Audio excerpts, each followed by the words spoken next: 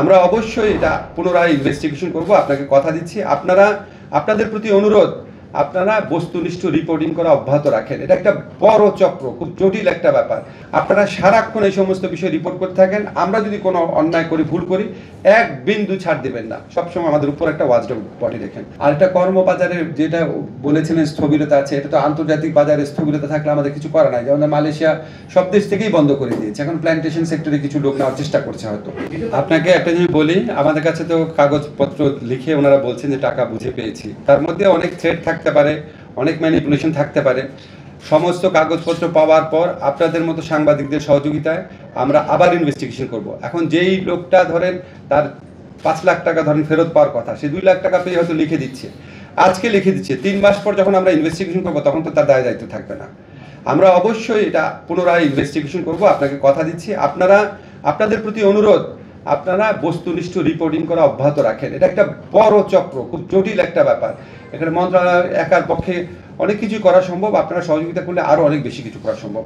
আপনারা সারাক্ষণ এই সমস্ত বিষয় রিপোর্ট করতে থাকেন। আমরা যদি কোনো অন্যায় করি, ভুল করি, এক বিন্দু ছাড় দেবেন না। সবসময় আমাদের উপর একটা ওয়াচডগ বডি রেখেন। মন্ত্রণালয়ের ব্যাপার একটা জিনিস কি, আমরা একটা জিনিস জানি কি, যত আপনি প্রক্রিয়া বা ধাপ কমাবেন তত খরচ আর ভোগান্তি কমবে। সো আপনি যে প্রশ্নটা তুলেছেন ওই আশঙ্কা নাই কেন, কারণ ওখানে তো এমবিসি অ্যাটাস্টেশন করে দিচ্ছে। আর বিএমইটি পর্যায়ে যে অনুমোদন দিতে হয়, বিএমইটি তো আমাদেরই পার্ট, তা আমাদের 2 বার এটা করা দরকার কি, কাজে আমরা ওই আশঙ্কা আপাতত করছি না। আমার কোনো একটা কনফারেন্সে কাতারে যাওয়ার ইচ্ছা আছে, সরাসরি ওখানে সবার সাথে কথা বলবো। কিছুদিনের মধ্যে ওনাদের সাথে আমার একটা জুম মিটিং করার ইচ্ছা আছে। যদি দূতাবাসগুলো ঠিক মতো কাজ করে তাহলে অনেক অনিয়মই অনেকাংশে দূর করা সম্ভব।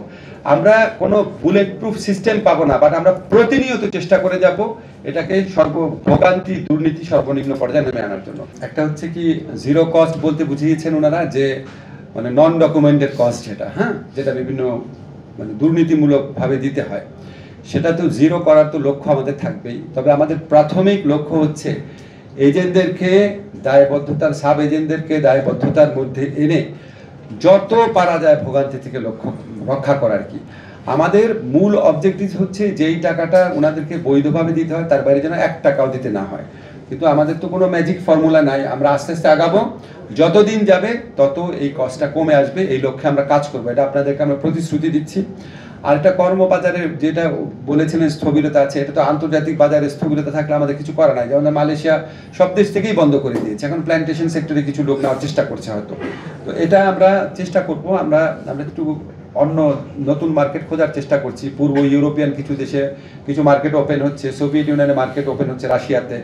তবে সেখানে আবার এক ধরনের রিস্ক আছে। পূর্ব ইউরোপের কথা বলে ওনারা আসলে ওখানে থাকেন নাকি চলে যান, কোনো রিস্কে পড়েন নাকি, সেটা আমাদেরকে খুব থরলি ইনভেস্টিগেট করতে হবে। আমরা চেষ্টা করব নতুন নতুন বাজার সম্প্রসারণের চেষ্টাও করবো। আমার কথা